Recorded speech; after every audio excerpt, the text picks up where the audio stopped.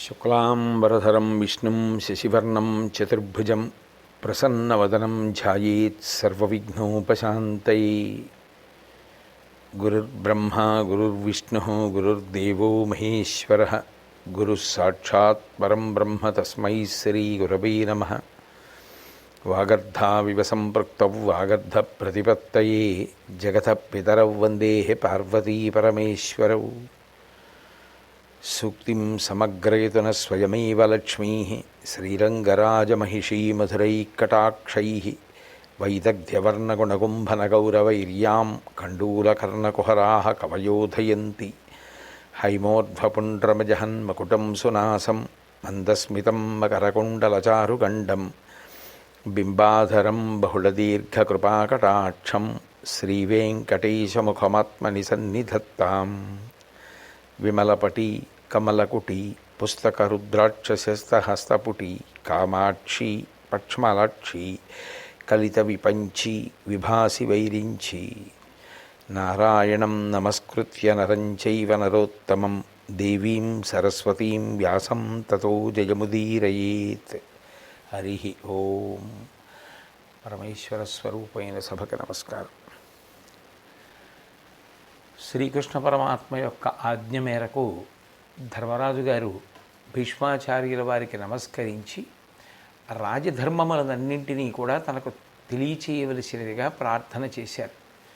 వెంటనే భీష్ముడు సర్వజ్ఞుడైనప్పటికీ శ్రీకృష్ణ పరమాత్మ చేత భౌతికమైనటువంటి శక్తి, మానసికమైనటువంటి ధృతి, అన్నింటినీ జ్ఞాపకం తెచ్చుకోగలిగినటువంటి అనుగ్రహము సాధించిన వాడు అయినప్పటికీ కూడా ఆయన చేయవలసినటువంటి నమస్కారాన్ని చేసి భగవంతుడి పట్ల, వేదముల పట్ల, ధర్మము పట్ల తనకుండేటటువంటి నిబద్ధతని వ్యక్తం చేశారు.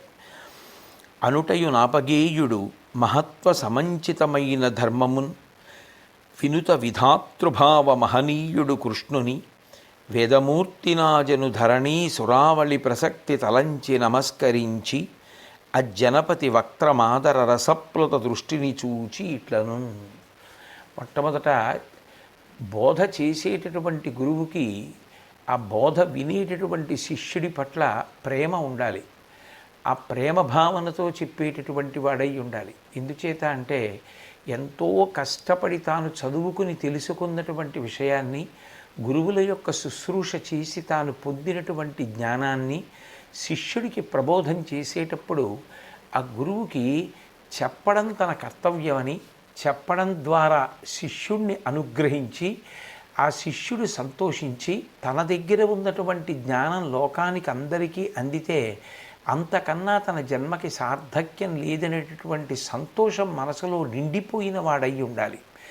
అటువంటి సంతోషము కలిగినటువంటి గురువు మాట్లాడుతుంటే అప్పుడు శిష్యుడు అభ్యున్నతిని పొందుతాడు.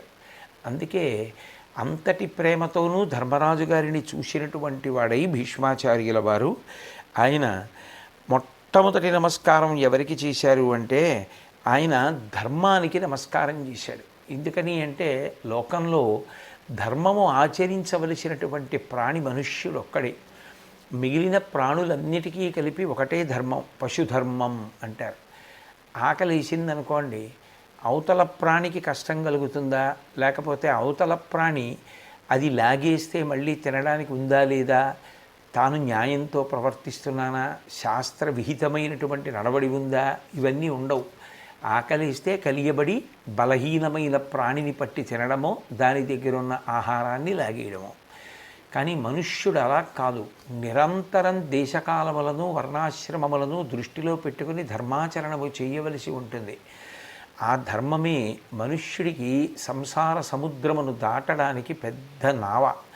అటువంటి ధర్మమునకు మొదటి నమస్కరించడంలో భీష్మాచార్యుల వారికి ధర్మం పట్ల ఉండేటటువంటి నిబద్ధత అర్థమవుతుంది.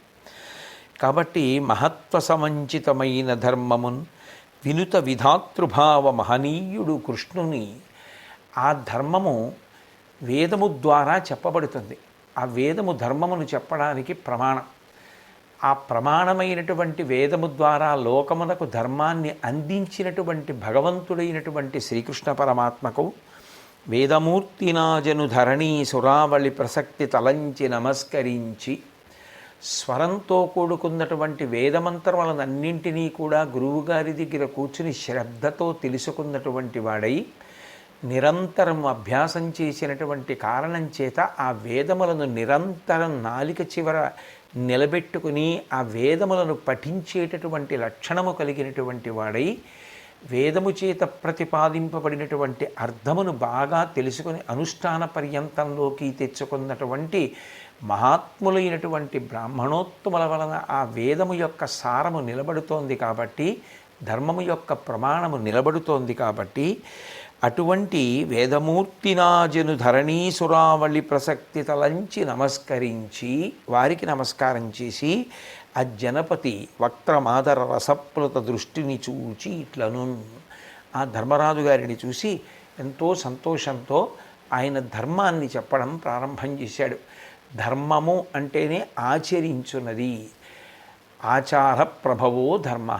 తాను ఏది ఆచరించాడో అది ధర్మము కాదు. తాను ఏది పాటించాడో, ఏది అనుష్ఠించాడో, ఏది ఆచరించాడో, ఏది చేశాడో అది ధర్మం. అందుకే అటువంటి ధర్మమును ఆచరించేటప్పుడు అందులో ఉండేటటువంటి రెండు పరమాద్భుతమైన కోణములను గురించి మొట్టమొదట భీష్మాచార్యుల వారు మాట్లాడుతున్నారు. వినుముద్యోగము రెంటియందు పరముర్వీనాథ ఉద్యోగవంతునకున్ దైవము తోడ్పడంగ ఫలసిద్ధుల్ సేకురున్ మానుషంబున ఒక్కెక్కడ సిద్ధి తప్పిన వగల్ వందంగ రానీక అప్పని దైవోపహతంబుగా కనుట భూపాలార్హ వృత్తంబుగన్. ఆయన మనుష్యుడి యొక్క జీవితంలో తాను చేయవలసినటువంటి ప్రయత్నం ఒకటి ఉంటుంది. ఆ ప్రయత్నం తన వైపు నుంచి జరగవలసినటువంటిది. ఒక మంచి కార్యం, శాస్త్రము చేత ప్రతిపాదింపబడిన కార్యం, శాస్త్రం అంగీకరించినటువంటి కార్యం. ముందు ఒక పని చెయ్యాలి అంటే ఆ పని చెయ్యవచ్చా చెయ్యకూడదా నిర్ణయించాలి. ఎవరు నిర్ణయించాలి? అది శాస్త్రము చేత అంగీకరింపబడినదై ఉండాలి. శాస్త్రం అనగానేమి? వేదమే శాస్త్రము. శాసనాత్ శంసనాత్ ఇది శాస్త్ర. ఏది రాజశాసనంలా మాట్లాడుతుందో అదే శాస్త్రము. శాస్త్రమే వేదము. అటువంటి వేదము చేత అంగీకరింపబడినదై ఉండాలి. తస్మాత్ శాస్త్రం ప్రమాణంతే కార్యాకార్య వ్యవస్థితౌ. అది శాస్త్రము చేత అంగీకరింపబడిన కార్యమైతే ఆ కార్యము నేను చెయ్యాలి అనేటటువంటి సంకల్పం కలగడం, అది చెయ్యాలని అనుకోవడం చాలా మంచి పని. అయితే తను చేసే ప్రయత్నం తాను చెయ్యాలి, ఆ ప్రయత్నం మానకూడదు. కానీ మన ప్రయత్నానికి భగవంతుని యొక్క అనుగ్రహం కూడా తోడు కావాలి. ఈశ్వరానుగ్రహం తోడు కాలేదనుకోండి, అప్పుడు తన ప్రయత్నం చేసినా ఫలితం రాకపోవచ్చు. కానీ తన ప్రయత్నం గొప్పదా, ఈశ్వరానుగ్రహం గొప్పదా అంటే తన ప్రయత్నము గొప్పది. అసలు ప్రయత్నం లేకుండా ఈశ్వరానుగ్రహం వలన ఉండే ప్రయోజనం ఏమిటి? పెరుగు రావాలి అంటే ముందు పాలు ఉండాలి కదా. పాలు ఉంటే అప్పుడు పెరుగు కొంచెం తీసుకొచ్చి తోడుపడితే మళ్ళీ కుండడు పెరుగు వస్తుంది. అంతేగాని పెరుగు ఉంది కానీ ఆ మళ్ళీ తోడుపెట్టి మళ్ళీ పెరుగు యొక్క రాశిని పెంచుకోవడానికి పాలు లేవు. పాలు లేనప్పుడు ఉన్న పెరుగుతో కొత్త పెరుగు ఎలా చేసుకుంటారు? కొద్దిగా పెరిగే ఉన్నా రేపటికి చాలా పెరుగు కావాలి అంటే పాలు చాలా ఉంటే ఈ కొద్దిగా పెరుగు తీసుకొచ్చి పాలలో వేసినా మళ్ళీ కుండడు పెరుగు అవుతుంది. అసలు పాలే లేకపోతే ఉన్న పెరుగుతో సరిపెట్టుకోవాలి, లేదా పెరుగు అయిపోతుంది. భగవంతుని యొక్క అనుగ్రహము ఎప్పుడు తోడు కావాలి? మనిషి ప్రయత్నం అన్నది ఒకటి ఉంటే. మనిషి ప్రయత్నము లేకుండా భగవద్ అనుగ్రహము తోడు వచ్చుట అన్న మాటకి అర్థమే లేదు. అందుకని రెండిటిలో ఏది గొప్పది అంటే ప్రధానంగా ఉండి తీరవలసింది ఏది? మన వైపు నుంచి ప్రయత్నం ఉండాలి. అప్పుడు ఈశ్వరానుగ్రహం కలగాలి. మంచిదే. ఏ కారణం చేతనైనా పురుషుడు ప్రయత్నం చేసి, పురుషుడు అంటే మగవారు అని కాదు అక్కడ అర్థం, పురుషుడు అంటే చేయుచున్నవాడు అని, ఆ చేసేటటువంటి ప్రయత్నం చేయబడగా ఈశ్వరానుగ్రహము తోడు కాకపోతే అప్పుడు ఇది నాకు ఆనుకూల్యత పొందకపోవడం వెనక కూడా ఈశ్వరానుగ్రహం ఉంది. ఈ పని జరిగితే నాకేదో ఉపద్రవం కలగచ్చు అన్నమాట. అందుకని బహుశः ఈశ్వరుడు ఇది జరగకుండా చేశాడు అనేటటువంటి భావనతో కృంగిపోకుండా ఎవరు నిలబడగలుగుతాడో అది అప్పని దైవోపహతంబుగా కనుట భూపాలార్హ వృత్తంబగున్. అది వృత్తమవుతుంది. వృత్తము అంటే నడవడి, ఆచారము, పెద్దలు శ్లాఘించేటటువంటి ప్రవర్తనగా అప్పుడు మారుతుంది. దాంతియు విజితాత్మత్వము శాంతియు శీలంబు కలుగు జగతీశుడ శ్రీమంతుడు యశస్వియునై ఎంతయు సౌఖ్యంబునందు నిభపురనాథ. ఒక రాజుకి ఉండవలసినటువంటి లక్షణాలు, ఏ కారణముల చేత రాజు శ్రీమంతుడు నిపించుకుంటాడో భీష్మాచార్యుల వారు చెప్తున్నారు. దాంతియు, ఆ పరిపాలన చేసేటటువంటి రాజుకి ఇంద్రియములను నిగ్రహించగలిగినటువంటి శక్తి ఉండాలి. యథేచ్ఛగా ఇంద్రియములు వాటి ఇష్టం వచ్చినట్టు అవి పరిగెడుతుంటే కంటిదారిన కన్ను, చెవిదారిన చెవి, ముక్కుదారిన ముక్కు, ఇష్టం వచ్చినట్టుగా ఇంద్రియములు పరిగెత్తినటువంటి వాడు తనని తాను నిగ్రహించుకోడు, వేరొకరిని నిగ్రహించలేడు. కాబట్టి మొదట ఉండవలసినది దాంతి. రెండవది విజితాత్మత్వము. ఆత్మస్వరూపం గురించి తెలిసినటువంటి వాడై ఉండాలి. ఇంకా పై స్థాయిలో అయితే ఆ ఆత్మస్వరూపము తనకు ఎరుకలోనికి వచ్చి అనుభవసిద్ధి పొందినవాడై ఉండాలి.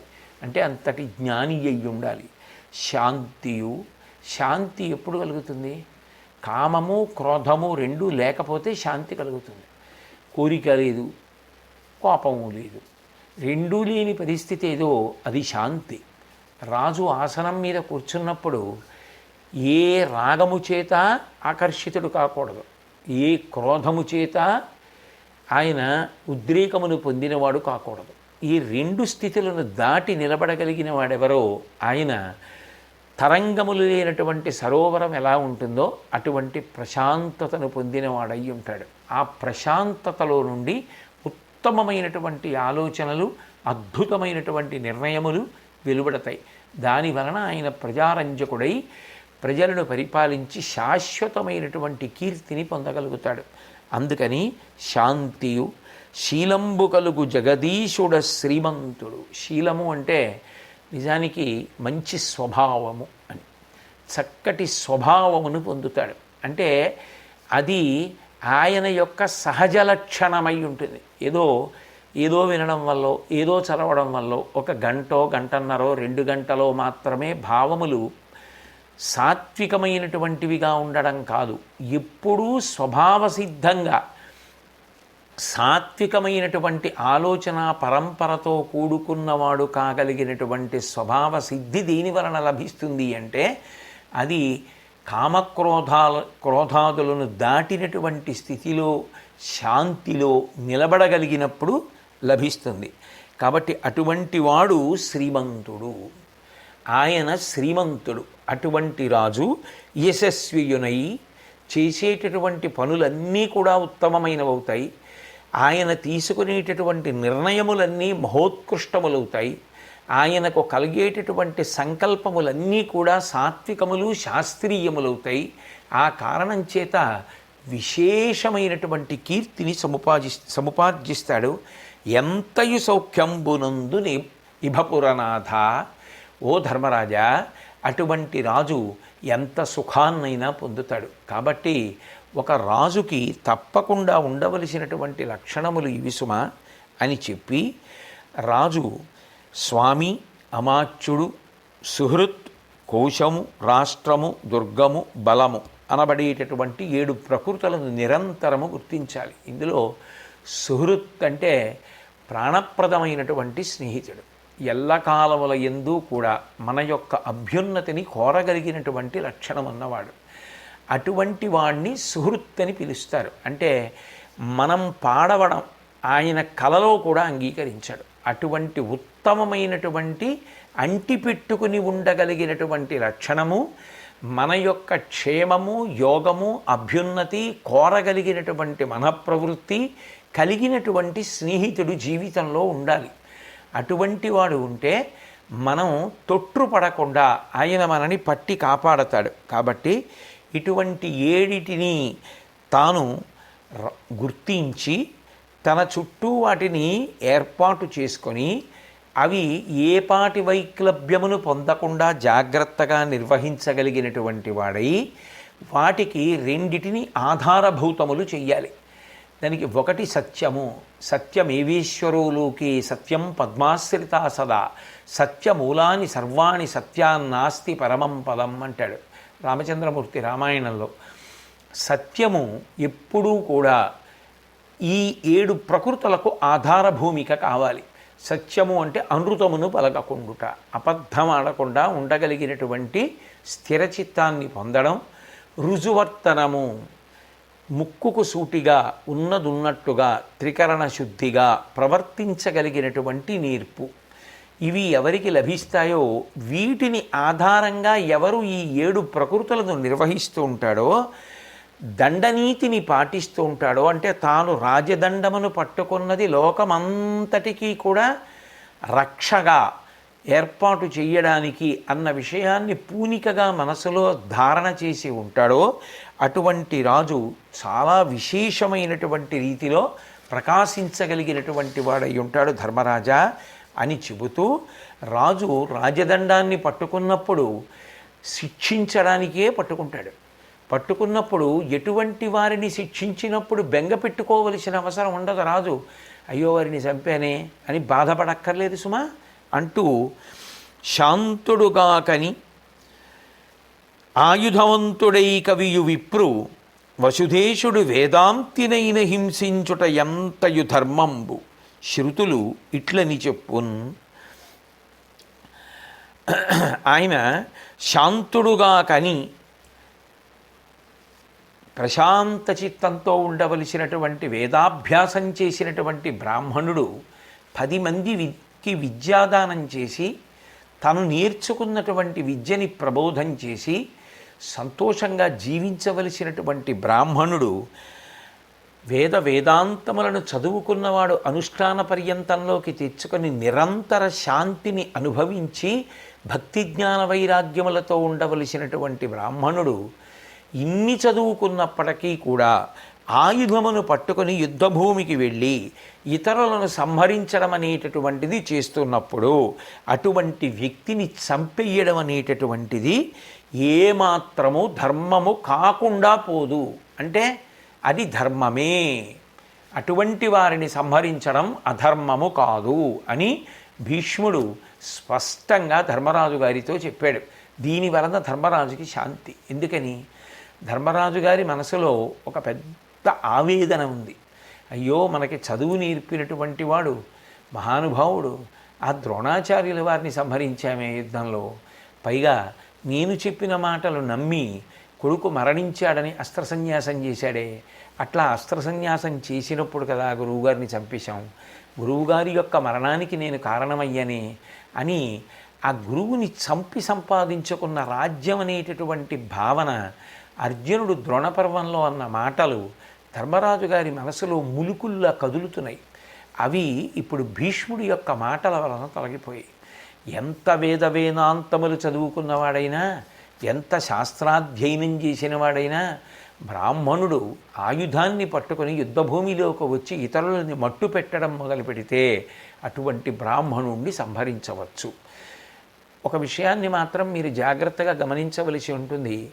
ఒకానొకప్పుడు వర్ణాశ్రమ వ్యవస్థ దానిని ఆధారం చేసుకుని ప్రవర్తించినటువంటి ధర్మము చాలా గట్టిగా ఊంచుకుని ఉన్నటువంటి రోజులైనటువంటి ద్వాపర యుగంలో భీష్మాచార్యుల వారు ఆనాటి పరిస్థితుల్ని ప్రధానంగా దృష్టిలో పెట్టుకుని ఎట్లా రాజ్యాన్ని పరిపాలించాలి అన్న విషయంలో ధర్మరాజు గారికి చెప్పినటువంటి విషయములుగా వీటిని స్వీకరించవలసి ఉంటుంది. ఎందుకంటే కాలము దేశము ఈ రెండిటిని దృష్టిలో పెట్టుకుని కదా వక్తతో మాట్లాడుతున్నాడు భీష్ముడు.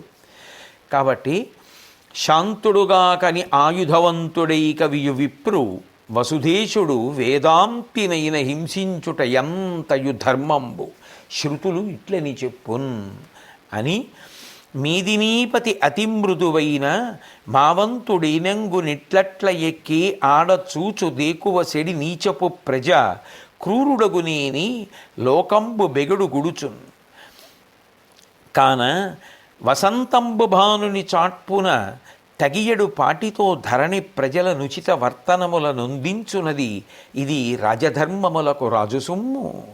కౌరవేంద్ర, అదియుకాక దండము పరీక్షా విశుద్ధిపూర్వకముగవలయున్ తన తలంపు వెంట తమకించి ప్రజకు నువ్వుగా చరించుటయును తగదుపతికి. చాలా అద్భుతమైనటువంటి విషయాన్ని భీష్మాచార్యుల వారు ప్రతిపాదిస్తున్నారు. బహుశా ఇప్పటి కాలంలో ఈ మేనేజ్మెంట్ సైన్సెస్ అంటుంటారు. ఒక సంస్థని నిర్వహించడంలో ఒక అధికారికి, ఒక నిర్వాహకుడికి ఉండవలసినటువంటి మెళకువల గురించి, పాటించవలసినటువంటి నియమాల గురించి భీష్ముడు మాట్లాడుతున్నాడు. అందులో ఆయన అంటాడు, ఎప్పుడైనా సరే రాజు పరమప్రశాంతుడైపోతే, పరమప్రశాంతుడు అన్న మాటకు అర్థం కనీసం ఆయన కనపడినప్పుడు ఒక గాంభీర్యం, అమ్మో రాజు చేత దండమును పట్టుకుని ఉన్నటువంటి వాడు ఆయన నిగ్రహానుగ్రహ శక్తి కలిగినవాడు అనేటటువంటి ఒక భయాన్ని ఉంచకపోతే ఏనుగంతటిది మావటికి ఎలా వశమైపోతుందో అలా ఆయన గురించి ఎవరూ పెద్దగా లెక్క పెట్టనటువంటి స్థితి ఏర్పడుతుంది. అట్లా ఏర్పడితే ఏమవుతుంది అంటే, మావటి ఏనుగుని ఎట్లా తన ఇష్టం ప్రకారం ఆడిస్తాడో రాజుని అలా కొంతమంది కలిసి ఆడించడం మొదలు పెడతారు. ప్రజలలోనే కొంతమంది రాజు యందు చులకన భావం పొంది ఆయన యొక్క అతి మంచితనాన్ని వీళ్ళు వాడుకోవడానికి ఉపకరణంగా తీసుకుంటారు. కాబట్టి రాజు అట్లా ఉండకూడదు. అదే సమయంలో అతి కోపంతో రాజు ప్రవర్తిస్తే ప్రజలు భయపడి పారిపోతారు. అసలు ఎవరు ప్రభువు దగ్గరికి రావడానికి కూడా ఇష్టపడరు. ఒకవేళ తప్పనిసరి పరిస్థితులలో వచ్చిన రాజు దాకా వచ్చారు అంటే అది ఎంత ఓర్చుకోలేని కష్టమైతే రాజు దాకా వస్తారు. అంత దూరం అంత పై వరకు వెళ్ళారు అంటే ఖచ్చితంగా అది ఏదో చాలా ప్రబలమైన సమస్య అయితేనే వెడతారు. అయినప్పుడు వినేటప్పుడు ఎంతో సావధానంతో వినాలి.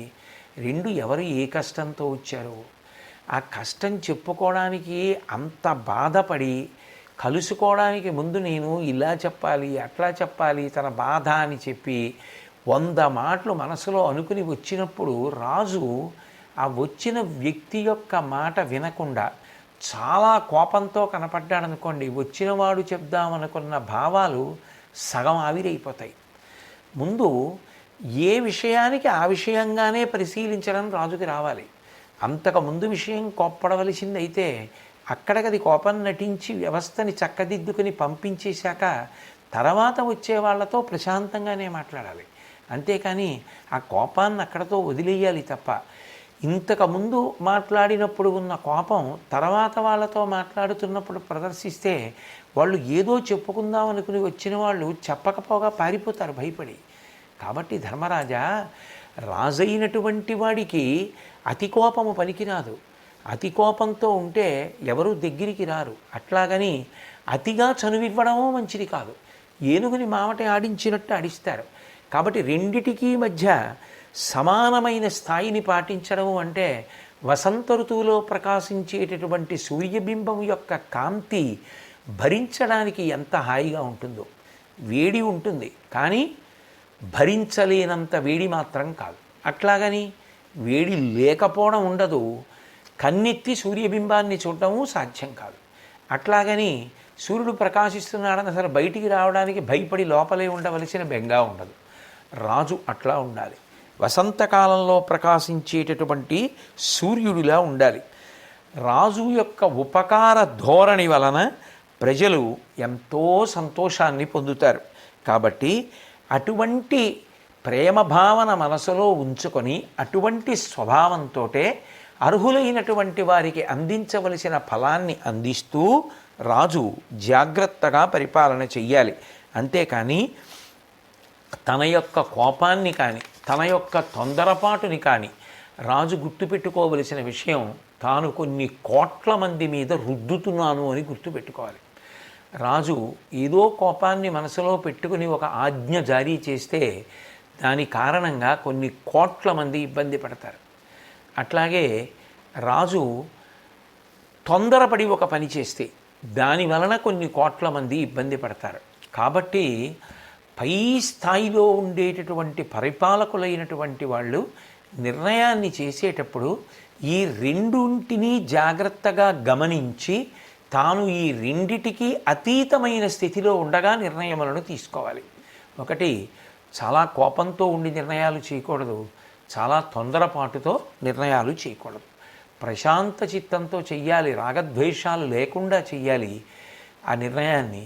రెండోది, ఎవరి మీదో కోపం పెట్టుకుని ఎప్పుడూ కూడా పరిపాలన యందు నిర్ణయములు చెయ్యకూడదు అని ధర్మరాజు గారికి ఆదర్శవంతమైన పరిపాలన ఎట్లా చెయ్యాలి అన్న విషయంలో భీష్మాచార్యుల వారు మాట్లాడుతున్నారు. వ్యక్తిగతంగా నాకు అనిపిస్తుంది, ఇది రాజ్య పరిపాలన చేసేటటువంటి రాజులకే కాదు, సంస్థలు నిర్వహించేటటువంటి నిర్వాహకులకు, అధికారులకు, పరిపాలకులకు, వారందరికీ కూడా ఈ విషయాలు అన్వయం అవుతాయి అని నాకు అనిపిస్తుంది. అటువంటి మంచి గుణములు అలవాటై అట్లా పరిపాలించడం ప్రారంభిస్తే పరిపాలించే ప్రభువు కీర్తివంతుడవుతాడు. ఆయన కింద పరిపాలింపబడుతున్న పాలితులు కూడా ఎంతో సంతోషాన్ని పొందుతారు. అట్లాగే ఏ విధంగా అయితే ఒక స్త్రీ తన సంతానం జాగ్రత్తగా పెరగాలి అన్న ఉద్దేశ్యంతో తాను గర్భిణి అయి ఉండగా పథ్యాన్ని పాటిస్తుందో, విహారమును నియంత్రించుకుంటుందో, అట్లాగే రాజు తనను తాను నియంత్రించుకోవాలి. ఇప్పుడు ఆరోగ్యంగా ఉన్న వ్యక్తి, సాధారణంగా ఉన్న వ్యక్తి అది తనకి పడదు అన్నా కూడా ఆ పదార్థాన్ని తిన్నాడు అనుకోండి, ఆ రోగం ఆయన వరకే పరిమితం. ఇప్పుడు తినవలసింది తిన్నాడా లేదా అన్నదానికన్నా తినకూడనిది తిన్నాడా అన్నది రోగం రావడానికి కారణమవుతుంది. మీరు బాగా చల్లగా ఉన్నది తినకండి అన్నారనుకోండి, మీరు చల్లగా లేనిది తిన్నారా తినలేదా అన్నదానికన్నా చల్లగా ఉన్నది తిన్నారా అన్నది మాత్రం మీ ఆరోగ్యాన్ని నిర్ణయించడంలో ప్రధాన పాత్ర పోషిస్తుంది. చల్లగా లేనివే నేను ఎప్పుడూ తింటున్నానండి, ఇవాళ ఒక్కరోజు మాత్రం పొద్దున్న జిహ్వచాపల్యానికి లోనై బాగా చల్లగా ఉన్న పదార్థాన్ని తిన్నాను, శీతలంగా ఉంచగలిగినటువంటి పెట్టెలో పెట్టబడినటువంటి ఒక పదార్థాన్ని తీసుకుని మధురంగా ఉంది కదా అనుకుని తినేశాను అంటే దగ్గు వస్తుంది, పడిశం పడుతుంది. ఎందుకంటే ఆయనకి అది పడదు గనక, ఆ చల్లటి పదార్థం ఆయనకి పడదు. నీకు పడనిది నువ్వు తినకుండా ఉండడమే పథ్యం. ఔషధాన్ని సేవిస్తే సరిపోదు, పథ్యాన్ని కూడా పాటించాలి. గర్భిణి అయినటువంటి స్త్రీ తన కొరకే కాదు పథ్యాన్ని పాటించేది, లోపల పెరుగుతున్న పిండం కోసం పాటిస్తుంది. ఎందుకని, నేను తింటే లోపల ఉన్నటువంటి పిండం యొక్క ఆరోగ్యం పాడవుతుంది. తనకిష్టం లేకపోయినా లోపల ఉన్న పిండం ఆరోగ్యానికి పనికొస్తుందంటే తింటుంది. ఒక గర్భిణి అయినటువంటి స్త్రీ తనలో ఉన్నటువంటి పిండం యొక్క ఆరోగ్యవంతమైన పెరుగుదల కోసం, ఆ పిండం యొక్క రక్షణ కోసం ఏ విధంగా అయితే పథ్యాన్ని పాటిస్తోందో ఆ విధంగా రాజు కోపాన్ని విడిచిపెట్టాలి, పాటించవలసిన సద్గుణాల్ని పాటించాలి. అప్పుడే తల్లి కడుపులో పిండం క్షేమంగా ఉన్నట్టు రాజ్యమునందలి ప్రజలు క్షేమంగా ఉంటారు. కాబట్టి రాజు కేవలం తన వ్యక్తిగతమైనటువంటి ఇష్టాయిష్టములను బట్టి కాదు ప్రవర్తించవలసినది, ప్రజల యొక్క అభీష్టము, ప్రజల యొక్క అభ్యున్నతి, వీటిని కూడా దృష్టిలో పెట్టుకుని రాజు ప్రవర్తించాలి సుమా అని భీష్మాచార్యుల వారు ద్రోణుడితో చెప్తూ, పరిహాసంబునలి తేలి భృత్యులయడం ప్రహ్లాదముం పొందు భూవరు ఆజ్ఞంచనరీగి మెచ్చరు పనిన్ వంచింతురు ఎగ్గాడజొత్తురు కౌతూహల వేషభూషణములం తుల్యమున్ పొంది ఏతురు వారెల్ల పదంబు వేడుదురు చింతుర్భూమి మారొడ్డులన్. రాజు తన యొక్క నడవడి విషయంలో తీసుకోవలసినటువంటి జాగ్రత్తల గురించి భీష్ముడు మాట్లాడుతున్నాడు. పరిహాసంబున తేలి తన దగ్గర ఉండేటటువంటి భృత్యులతో, తన దగ్గర ఉండేటటువంటి సేవకులతో రాజు అతిగా పరిహాసమాడడం మొదలుపెట్టాడు అనుకోండి. కొంతకాలం అయిపోయిన తర్వాత ఏమవుతుందంటే అతిగా పరిహాసమాడేటటువంటి ధోరణి ఒకనాడు యుక్తాయుక్త విచక్షణ మరిచిపోయి 10 మందిలో రాజుని కూడా పరిహాసమాడేటటువంటి స్వాతంత్ర్యం ఆ భృత్యులు పొందుతారు. అప్పుడు ఏమవుతుంది అంటే ఒక్కటి అటువంటిది ప్రజల చెవిన పడింది అనుకోండి, ఎవరి చెవినో పడింది అనుకోండి, చాలా చులకనాయన 10 మందిలో ఆయన దగ్గరుండే ఒక ఆయన ఏమన్నాడో తెలుసా ఆయన్ని అని దానికి ఎక్కువ ప్రాధాన్యత ఇచ్చి చెప్పుకోవడం ప్రారంభిస్తారు.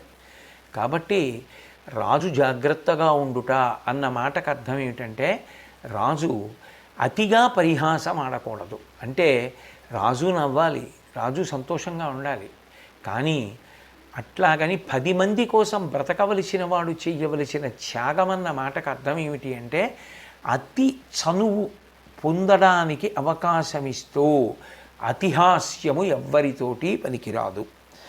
అట్లాగే అటువంటి పని చేస్తే చులకనైపోతే ఎంత త్యాగశీలత కలిగినటువంటి రాజైనా సరే ప్రజలు దానిని మెచ్చుకోవడం మానేసి ఈ అక్కర్లేని విషయాలకి ప్రాధాన్యం ఇచ్చి వీటి గురించి మాట్లాడుకోవడం ఎక్కువైపోతుంది. పైగా ఎప్పుడైతే అంత చనువు దొరికేసిందో భృత్యులకు వారు రాజాజ్ఞలను ఔదలదాల్చడంలో భయాన్ని వదిలిపెట్టేస్తారు. ఏ అనర్లేదు అన్న ధోరణి పెరిగిపోతుంది. పెరిగిపోతే అది అన్యాపదేశంగా రాజుకి కీడు తలపెట్టినట్టే. ఆయన యొక్క ఆజ్ఞలను ఔదలదాల్చి ఆచరించవలసినటువంటి భృత్యులు అట్లా ఔదలదాల్చకపోతే, రాజాజ్ఞలను అమలు చేయకపోతే ప్రజలకు ప్రభువు అందించాలనుకున్నటువంటి ఫలములు అందవు. అప్పుడు ఎవరికి కీడు జరుగుతుంది, ఎవరి కీర్తి మాసిపోతుంది? మధ్యలో ఉన్న భృత్యులు అతి చనువు తీసుకున్నారని ఎవరు అనరు, ప్రభువు తమకు ప్రయోజనాన్ని అందించలేకపోయాడంటారు. అలా అందించడంలో అవ్యవస్థ ఎక్కడ ఏర్పడుతోందో దానికి కారణమైనటువంటి అతి పరిహాసములు, అతి చనువు వర్జనీయములు. అది జాగ్రత్తగా ఉండాలి సుమా. రాజు తన నడవడి యందు నిరంతరం పరిశీలించుకుంటూ ఉండాలి సుమా. కాబట్టి కౌతూహల వేషభూషణములం తుల్యత్వమం పొంది ఏతురు వారెల్ల పదంబు వేడుదురు.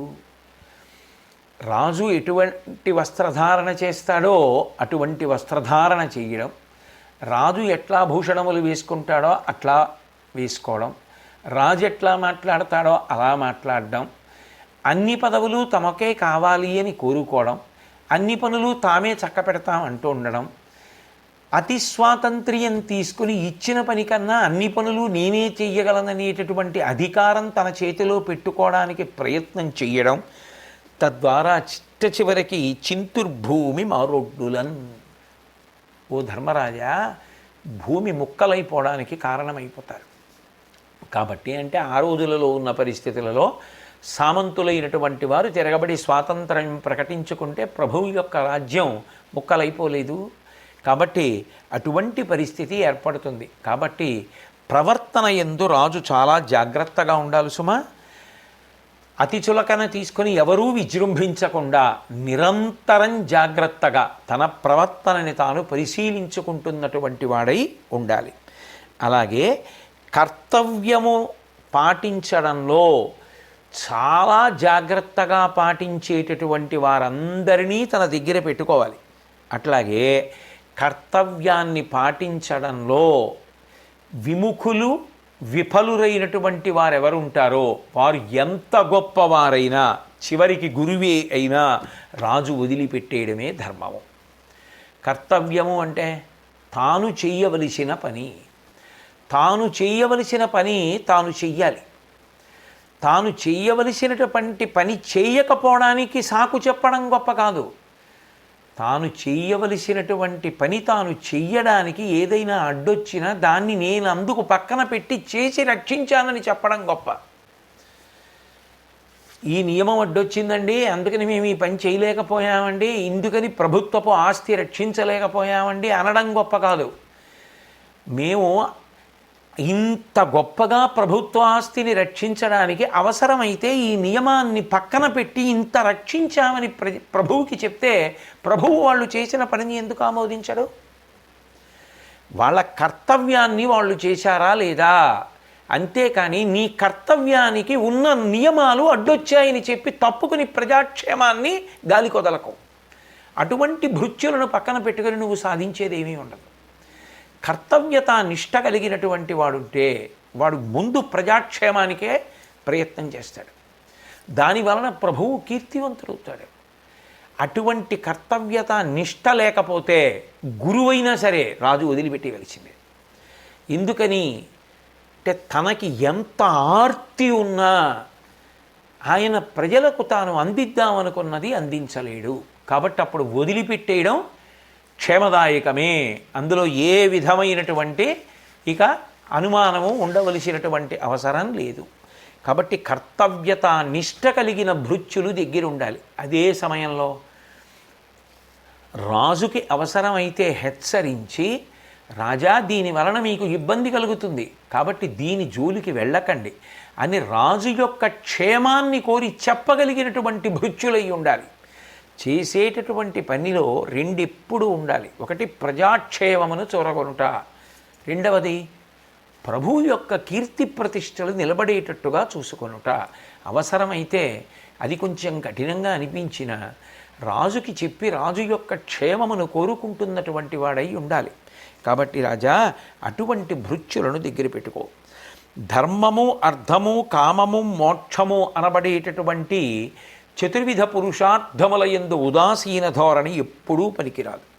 ఎప్పుడూ కూడా ఆ 4 పురుషార్థముల యందు దృష్టి పెట్టి అర్ధకామములను ధర్మముతో ముడివేస్తూనే ఉండాలి తప్ప ధర్మమును విస్మరించడానికి వీలు లేదు. పొనరిచియాడెడు మాటల గొన తలపక దుర్వినీతి కోటి ధనంబుల్ తనకెక్కినట్టి తప్పులగొని సుజనుల కీగి నృపతి గుణమండ్రు బుధుల్. రాజా, సర్వసాధారణంగా రాజు దగ్గర ఉండేటటువంటి పెద్ద ఇబ్బంది ఏమి అంటే రాజు పరిపాలన చేసేటప్పుడు ఆయన పొందే ఇబ్బంది ఏమిటంటే ఆయనకి ఎందు విశేషమైన అధికారం ఉంది. కాబట్టి ఎట్లాగైనా ఆయనకి దగ్గర కావాలని కొందరు ప్రయత్నిస్తారు.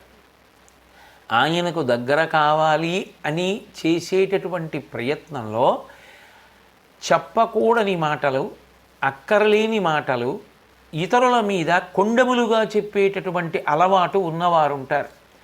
అటువంటి వారి మాటలు నమ్మడం అనేటటువంటిది రాజు అలవాటు చేసుకుంటే ఉత్తములైనటువంటి వారు తన నుండి దూరంగా జరిగిపోతారు. దగ్గరకు జరగకూడని వారు దగ్గరికి జరుగుతారు. అందుకని రాజా, చాలా నువ్వు జాగ్రత్తగా ఉండవలసిన విషయం ఏమిటి అంటే దోషములను చూసేటప్పుడు ఎవరో చెప్పారని తొందరపడి వేరొకరు దోషభూయిష్టమైన నడవడి ఉన్నవాడని నిర్ణయించుకోకు. నీకు అనుమానం ఉంటే నీవు దానిని నిరూపణం చేసుకున్న తర్వాత దోషమున్నదని తెలిస్తే నువ్వు తీసుకునేటటువంటి నిర్ణయాన్ని తీసుకో. కానీ ఒకరు చెప్పారని మాత్రం నమ్మకు. నువ్వు నిరూపణం చేసుకొని నువ్వు చూసి నీ అనుభవంలో గమనించి నువ్వు నిర్ణయం చేసుకో. ఎందుకంటే ఒకసారి కానీ అట్లా అలవాటైపోతే ఇక అటువంటి బలహీనతలు ఉన్న వాళ్ళందరూ రాజు దగ్గర చేరి రాజుని పాడు చేస్తారు. కాబట్టి అట్లా జరగకుండా ఉండాలి అంటే ఆయన అట్లా నమ్మరు, వినడం వరకు వింటారు, ఆయన పరిశీలించుకుంటారు, ఆయన నిర్ణయానికి వస్తారు తప్ప మనం చెప్పామని నమ్మరు. 1-2 సార్లు చూసి ఇట్లా చెప్పడం వీడికి అలవాటంటే మనని ఎక్కడ పెడతాలో అక్కడ పెడతారు అని భయం ఉందనుకోండి, రాజుకి పెద్ద ఇబ్బంది తప్పిపోతుంది. కాబట్టి రాజా అట్లా ఉండాలి. 2 దుష్టులైనటువంటి వారు ఉంటారు. దుష్టులంటే మార్గమును తప్పి సంపాదించినటువంటి వారు. అటువంటి వారి యొక్క ధనాన్ని రాజు ధైర్యంగా తీసుకుని అర్హులైనటువంటి వారికి పంచిపెట్టగలిగినటువంటి ప్రజ్ఞావేత్త అయి ఉండాలి. అవి రాజు యందు ఉండాలి. ఎందుకని అంటే అటువంటి లక్షణము రాజు యందు ఉన్నప్పుడే ప్రజలకి ఒకవైపు భయం ఏర్పడుతుంది. మనం అన్యాయంగా ప్రవర్తిస్తే రాజు ఊరుకోడు, రాజదండాన్ని జుళిపిస్తాడన్న భయం ఉంటుంది. 2 అట్లా సంపాదించిన వాళ్ళకి ఇది మనం అనుభవించేదే ఉండదు. చివరికి ప్రభువు దాన్ని అర్హులకు ఇచ్చేస్తాడు, మనం కారాగారవాసం చేయవలసి ఉంటుంది అన్న భయం ఏర్పడుతుంది. అప్పుడు ప్రజలు క్షేమంగా ఉంటారు. అధికారగణమంతా కూడా ప్రవర్తించవలసినటువంటి రీతిలో ప్రవర్తిస్తారు. దాని వలన ప్రభువుకు కీర్తి, ప్రజలకు క్షేమము. పనిచేసేటటువంటి వాళ్ళు అందరూ నియమానుసారంగా ప్రవర్తిస్తారు కాబట్టి వాళ్ళకి క్షేమము. సమాజమునందు సత్ప్రమాణములు ఏర్పడతాయి. కాబట్టి మహారాజా, అటువంటి విషయం నువ్వు దృష్టిలో ఉంచుకో. 2, అతిగా విశ్వసించడము మంచిది కాదు. ఇక ఆయన చెప్తే నేను చెప్పినట్టే అండంగాని, ఆయన చూస్తే నేను చూసినట్టే అండంగాని మంచిది కాదు. అతి విశ్వాసము జారిపడితే అప్పుడు ఇది సాకుగా చెప్పడానికి పనికిరాదు. రాజు తనంత తాను జాగ్రత్త పరుడై ఉండాలి. అందుకని అతిగానూ విశ్వసించవద్దు, అసలు విశ్వసించకుండా నువ్వు రాజ్య పరిపాలన చేయలేవు. విశ్వసించి తీరవలసిందే వ్యక్తుల్ని. కాబట్టి విశ్వసించు, అతిగానూ విశ్వసించకు. పైన నువ్వు ఉన్నందుకు నువ్వు పరిశీలనం చూసుకుంటుండు. అది పరిపాలన. కాబట్టి ధర్మరాజా, ఆ విషయములను జాగరూకతతో పట్టించుకొని ప్రవర్తించిన వాడెవరో వాడు ఆదర్శవంతమైన రాజు కాగలడు అని ధర్మరాజు గారికి భీష్ముడు అంపశయ్య మీద పడుకుని చెప్పినటువంటి శాంతి పర్వంలో భాగాలు. కపటము లేక వైభవము కప్పక ఒండురు మీద రాజుపై అపరిమిత ప్రియం బెసగ అల్గకయుండు ముదంబు పొంది ఏ నృపు విషయంబునన్ ప్రజ వినిర్మల వృత్తత పుత్రుభంగినా నృపుడండ్రుగా నితరునిన్ తగువారెద నీయకొందురే. ఒక రాజు విషయంలో ప్రజలకి ఎంత సంతోషం ఉండాలో చాలా అద్భుతమైనటువంటి విషయాన్ని ఆ భీష్ముడు ప్రతిపాదిస్తున్నాడు. కుటుంబంలో తండ్రి కుమారులు ఉంటారు. కుమారుడు ధనాన్ని ఎక్కువ సంపాదించగలిగాడు అనుకోండి, ఆయన ఏదో ఉద్యోగం చేస్తున్నాడు. ఒక సంవత్సరం అంతా చేసిన తర్వాత ఇంత నిజాయితీగా ఇంత కష్టపడి చేశారు కాబట్టి సంస్థకు వచ్చినటువంటి లాభాలలో ఇంత శాతం ఉద్యోగులందరూ కూడా పొందడానికి అర్హులని నిర్ణయించి ఒక్కొక్కరికి ఏదో ఓ 50,000, 60,000, 70,000, ₹1,00,000 ఇస్తున్నాం. కొడుకు దాన్ని మొట్టమొదట ఎవరితో చెప్పి సంతోషించాలనుకుంటాడు? తండ్రికి చెప్పి సంతోషించాలనుకుంటాడు. పరుగు పరుగున వచ్చి నాన్నగారండి ఈ సంవత్సరం సంస్థకు వచ్చిన లాభాలలో ఉద్యోగులకు కూడా ప్రోత్సాహకం ప్రకటించారు, నా వంతుగా ₹1,00,000 వచ్చింది నాన్నగారు అని తండ్రికి చెప్పి సంతోషపడిపోతాడు. అంతే తప్ప నా దగ్గర డబ్బులు ఉన్నాయని బాబాయ్ నాన్నగారికి తెలియకూడదు అనుకుంటే వాడు ఉత్తముడైన పుత్రుడు ఎలా అవుతాడు? అసలు ఆయన రక్తాన్ని చెమటగా మార్చి ఆయన ఆనందించవలసినటువంటి అనుభవములను పొందకుండా, భోగానుభవం లేకుండా పరమత్యాగం చేసి నన్ను పెంచి వృద్ధిలోకి తెచ్చారు. నేను ₹1 సంపాదించుకున్నాను అని తెలిస్తే నాన్నగారు ఎంతో సంతోషిస్తారు తప్ప నాన్నగారు నా మీద ఎందుకు కోపం పెట్టుకుంటారు? నాన్నగారు ఎందుకు నా డబ్బులు తీసేసుకుని పాడి చేస్తారు ఆయన అని కొడుకు ఉత్తముడైన వాడు ముందు తండ్రికి చెప్తాడు. ప్రజలు ప్రభువు అలా ఉండాలి. ప్రభువు ఇళ్ళకెళ్ళి వాళ్ళ ఇంట్లో ఉన్నటువంటి అన్ని తలుపులు తీసి బట్టల మడతలు వెతికి కాగితాలు వెతికి ఆయన దాచుకున్నటువంటి సంస్థలకి వెళ్ళి వెతికి చేసి కనిపెట్టవలసినంత అవసరం ఉండకూడదు. తండ్రికి కొడుకులు ఎలా చెప్తారో అట్లా నాకు ఇంత ఆర్జన ఉన్నది అని ప్రజలు ప్రభువుకి చెప్పడంలో సంతోషాన్ని పొందాలి. ఎందుకు సంతోషం పొందుతారు అంటే నాకు ఇంత వచ్చినది అని చెప్పి దాని మీద కట్టవలసినటువంటి పన్ను ప్రభువుకి కడితే తద్వారా మళ్ళీ ఆ పన్ను చెల్లించినందుకు మనకి ఎంత ప్రయోజనం రాజు చేకూరుస్తున్నాడు అంటే ఎవడు పన్ను కట్టాడో వాడికి కొంత ప్రయోజనం జరుగుతూ ఉంటుంది. అది లేకుండా ప్రభువు మనకు ఎలా ఈ ఉపకారం చేస్తాడు? మనం కట్టిన పన్నులతో మళ్ళీ మనం వృద్ధిలోకి రావడానికి ఆయన ఎన్ని చేస్తున్నాడు అన్న విశ్వాసము ప్రజలకి కలగాలి. అట్లా కన్న తండ్రిలా ప్రభువు నిలబడగలగాలి. తాము సంపాదించినది ప్రభువు దగ్గర దాపరికం లేకుండా ప్రజలు చెప్పగలగాలి. అది గొప్ప రాజ్యం. తప్పించి సర్వసాధారణంగా వాడు సంపాదించింది వాడు చెప్పి ఉండడం అన్న భావన ప్రభువుకి నేను చెబితే ఎక్కువ పన్ను కట్టవలసి వస్తుంది తప్ప నాకు రాజు నుండి వచ్చే ప్రయోజనం ఏమీ ఉండదనేటటువంటి విశ్వాసరాహిత్య స్థితి ప్రజలకు కలగకుండా ఉండేటట్టు పరిపాలన చేసిన వాడెవరో వాడు రాజు. అంటే మీరిచ్చినటువంటి ద్రవ్యం ద్వారా ఇదిగో ఇన్ని పనులు చేయగలుగుతున్నామన్న విషయం ప్రజలలోకి చేరేటట్టుగా చూసుకుంటూ ఉండాలి. అది చేరకపోతే ప్రజలకు విశ్వాసము నశించిపోతుంది. ఎంత గంభీరమైన విషయాలు మాట్లాడాడండి భీష్ముడు నిజంగా. కాబట్టి అటువంటి స్థితిని రాజు కల్పించగలిగితే ఒక కుటుంబం ఎంత గొప్పగా ఉంటుందో, తండ్రి కొడుకులు, సమాజం కూడా, అటువంటి రాజ్యం కూడా అంత గొప్పగా, అంత ప్రశాంతంగా, అంత తండ్రి బిడ్డల్లా ఉంటుంది.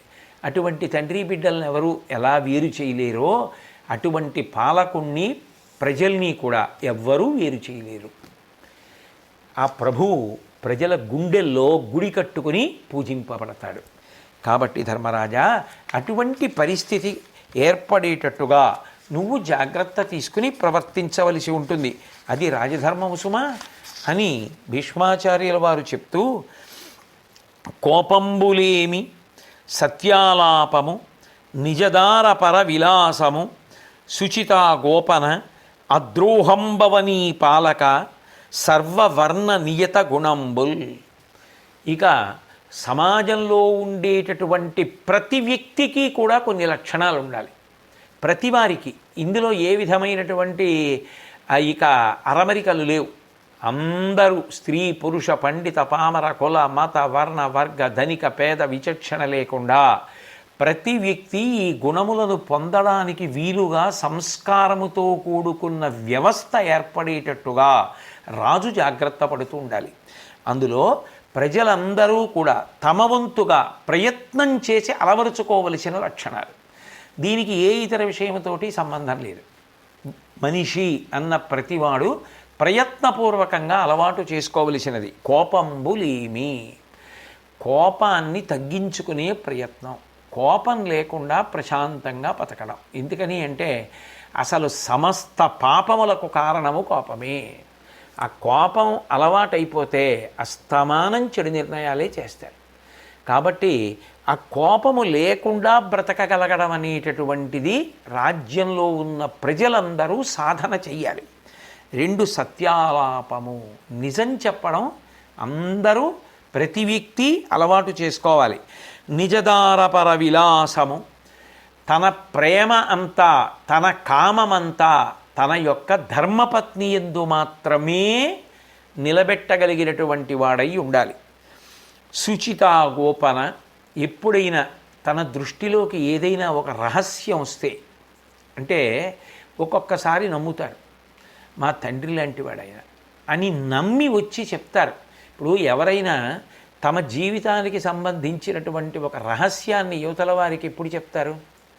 యువతల వారి మీద ఉండేటటువంటి ప్రబలమైన విశ్వాసము చేత చెప్తారు. ఇంకొకరి రహస్యం తనకి తెలియడం తన గొప్పతనం అనుకోకూడదు. ఆ రహస్యం తనకి చెప్పారు అంటే తనని అవతలవారు ఎంత నమ్మి చెప్పారు అన్నదానికి తగిన పవిత్రతతో బ్రతికి దాన్ని తన యందు జీర్ణం చేసుకోవాలి తప్ప నువ్వు చెప్పిన రహస్యం నాకు తెలిసని అవతల వారిని బెదిరించడానికి వాడుకునేటటువంటి జారుడుతనం ఏ వ్యక్తి యందు ఉండరాదు. కాబట్టి శుచిత గోపనము, అద్రోహం భవనీపాలక, ద్రోహచింతన, ఎవరి వలన బాగుపడ్డాడో వాళ్ళని పాడు చేయడం, ఎవరి దగ్గర తిన్నాడో వాళ్ళని పాడు చేయడం, ఎవరి వలన తాను మేలు పొందుతున్నాడో వాళ్ళని పాడు చేయడం. ఒకవేళ ఏదైనా దోషం ఉంది, దానికి ఏం పాడు చేయక్కర్లేదు, నీ శక్తి కొలది నువ్వు అయ్యా ఇది చేయకుండా ఉంటే బాగుంటుందేమో అనో మంచి మాట ఎందుకు చెప్పవు? అది చెప్పడం మానేసి అవతలవాడు పాడైపోవాలని వెంటనే ఎందుకు అసలు కోరడం? అంటే ద్రోహచింతన, అవతలవారు పాడైపోవడానికి ప్రయత్నాలు చేస్తూ ఉండడం. అటువంటి ప్రయత్నాలు అదే పనిగా చెయ్యడం, ఇవి మంచి పనులు కావు. కాబట్టి ప్రతి వ్యక్తి కూడా ఇటువంటి మంచి విషయములను అభ్యాసం చేసి ప్రవర్తించేటట్టుగా మహారాజా చూస్తూ ఉండాలి. ఇక లోకంలో ఈ ఆశ్రమ వ్యవస్థ ఉంటుంది. బ్రహ్మచారి, గృహస్థు, వానప్రస్థు, సన్యాసి అని. వీళ్ళు నలుగురు కూడా వాళ్ళకి సంబంధించినటువంటి ధర్మము ఏదిగా వేదము ప్రతిపాదించిందో దానిని పాటించాలి. బ్రహ్మచారి గురు శుశ్రూషయు ఆగమాధ్యయనమున్ గోష్ఠీ నిరాసంబు తత్పరతన్ మేన్ తొడయంగతా జొరమియున్ భైక్షాసనత్వంబు షడ్వర కర్మంబులయందు రాగభరగాఢద్వేషముల్లేక ఎవ్వరితోడన్ పగగాక యున్కియను భవ్య బ్రహ్మచర్యోక్తముల్. బ్రహ్మచర్యాశ్రమమునందుండేటటువంటి వ్యక్తికి గురువుగారిని సేవించడం మీద అనురక్తి ఉండాలి. ఎందుకని అంటే గురువు అనేటప్పటికి మొట్టమొదట ఉండవలసినటువంటి లక్షణం గురువుగారు ప్రాజ్ఞుడు, వారికి ఎన్నో విషయాలు తెలుసు. వారు నా అభ్యున్నతి కోసం, నేను జీవితంలో ఎదగడం కోసం, నేను కీర్తివంతుణ్ణి కావడం కోసం ఆయన నిరంతరం మనసులో ఆకాంక్షిస్తూ ఉంటారనేటటువంటి గౌరవము గురువు యందు శిష్యుడికి ఉండాలి. అది బ్రహ్మచారికి ఉండవలసినటువంటి మొదటి లక్షణం. ఈ దేశం ఎంత గొప్పది అంటే సర్వేపల్లి రాధాకృష్ణన్ గారు బెంగళూరు నుంచి ఏరు విశ్వవిద్యాలయంలో ఉద్యోగానికి వెళ్ళిపోతుంటే శిష్యులందరూ కూడా వారు పనిచేస్తున్నటువంటి ఆ మైసూరు నుంచి వారు రైల్వే స్టేషన్కి వెడుతుంటే గుర్రపు బండికి గుర్రాలు కాదు, మాకు ఇన్ని పాఠాలు చెప్పి తీర్చిదిద్దిన మా అధ్యాపకుడైన మా గురువని వారు బండి లాగి తీసుకెళ్లారు. అందుకే ఆయన గురు పూజోత్సవము సెప్టెంబర్ 5 తన పుట్టినరోజుగా చెయ్యొద్దని చెప్పారు. గురువు ప్రతి ఇంటిలో ఒక సభ్యుడు అని పిల్లలకు అలవాటు చెయ్యండి. గురువు కేవలం పాఠం ఒక్కటే చెప్పరు. గురువు పాఠం చెప్పేటప్పుడు ప్రతి పిల్లవాడి యొక్క బలము బలహీనత, వాడి శక్తి దృష్టిలో పెట్టుకుంటాడు. వీడు ఏం కాగలడు, వీడికి ఏది చక్కదిద్దాలి, వీడిలో ఏది ఉండకూడదు, వీడికి ఏది కల్పించాలి, గురువుకి అవగాహన ఉంటుంది. కన్న తల్లిదండ్రులకి తమ బిడ్డలు వృద్ధిలోకి రావాలని ఎంత కాంక్ష ఉంటుందో గురువులకు అటువంటి కాంక్ష ఉంటుంది. అప్పుడప్పుడు నేను పాఠశాలలకి వెడుతూ ఉంటాను, పిల్లలకి ఏమైనా 4 మంచి మాటలు చెప్పాలి అని. వెళ్ళినప్పుడు సర్వసాధారణంగా అక్కడ ఉండేటటువంటి అధ్యాపకులు పరిచయం చేసినప్పుడు మా పిల్లలు అని పరిచయం చేస్తారు.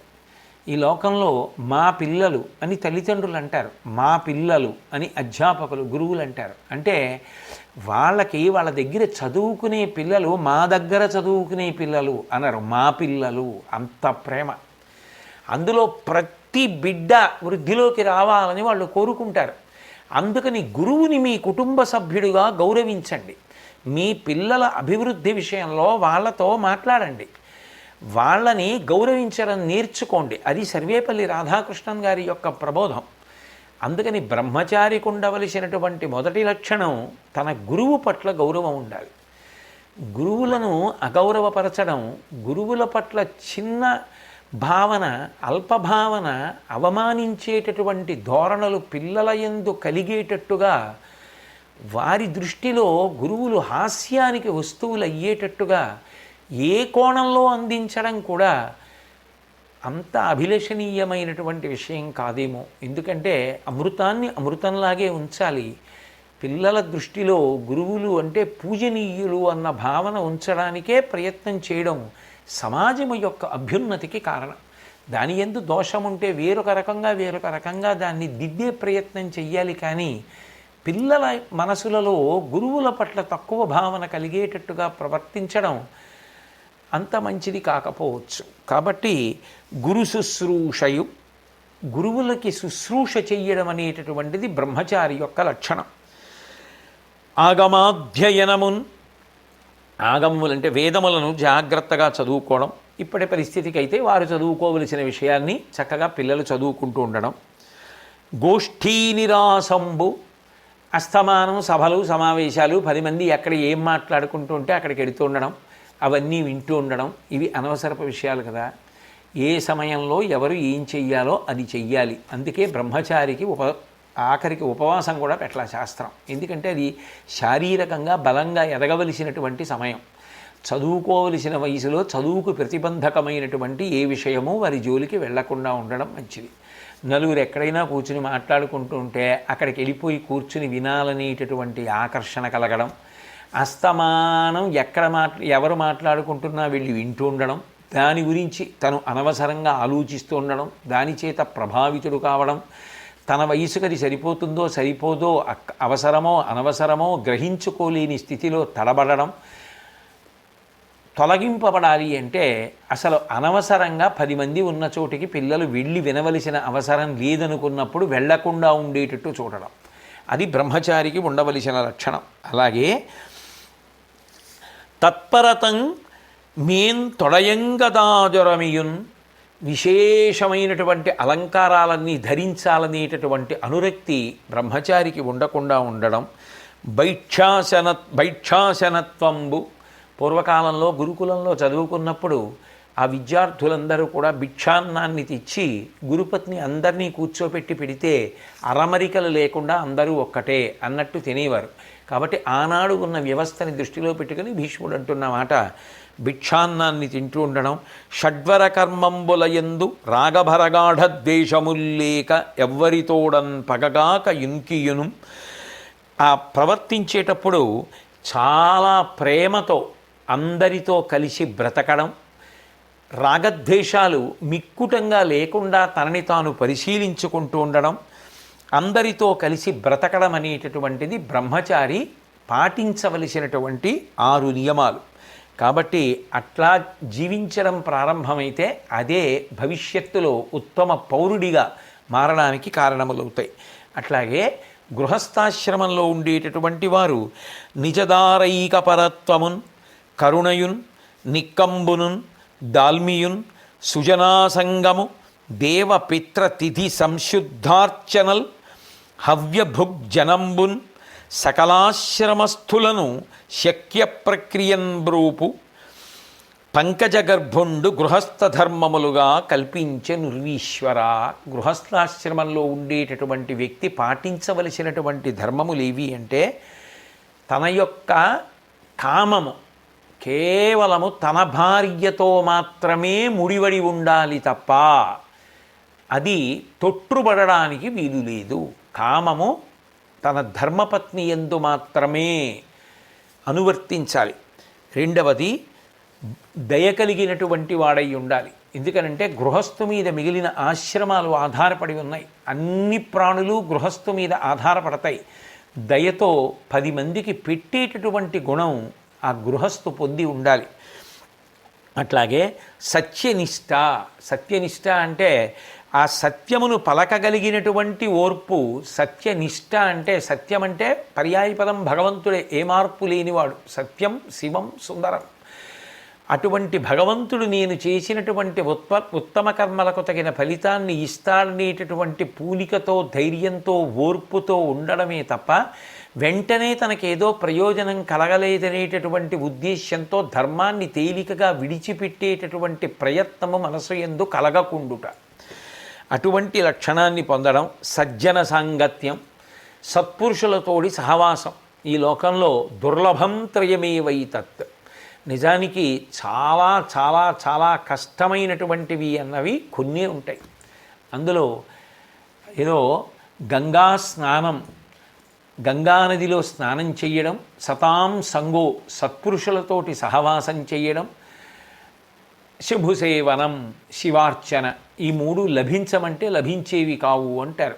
ఈ 3 భగవదనుగ్రహం ఉంటేనే లభిస్తుంది. సత్పురుషుడితోటి సహవాసము జీవితాన్ని మార్చేస్తుంది. ఏనుగు పక్కన మావటి నడుస్తున్నాడు అనుకోండి, ఏనుగు తొండమెత్తి కనపడ్డ వాటన్నింటినీ లాగుతూ ఉంటుంది. ఆయన అంకుశం పెట్టి ఇలా అంటే తొండం దింపేస్తూ ఉంటుంది. అలాగే ఒక సత్పురుషుడితోటి సహవాసం ఉందనుకోండి, ఆయన స్నేహితుడు అంటారు బాగుండదు అని, ఆయనతో కలిసి తిరుగుతుంటావు అని అంటారు బాగుండదని, ఆయన నడవడి ఆదర్శప్రాయమై తన జీవితంలో కూడా మార్పు వచ్చి తాను కూడా మంచిగా బ్రతకడం అలవాటు చేసుకుంటాడు. ఇంగువకు కట్టిన గుడ్డకి ఇంగువ వాసన అంటుకున్నట్టే సత్పురుషులతోటి సహవాసము చేస్తే వాళ్ళ లక్షణములు వీళ్ళకు వస్తాయి.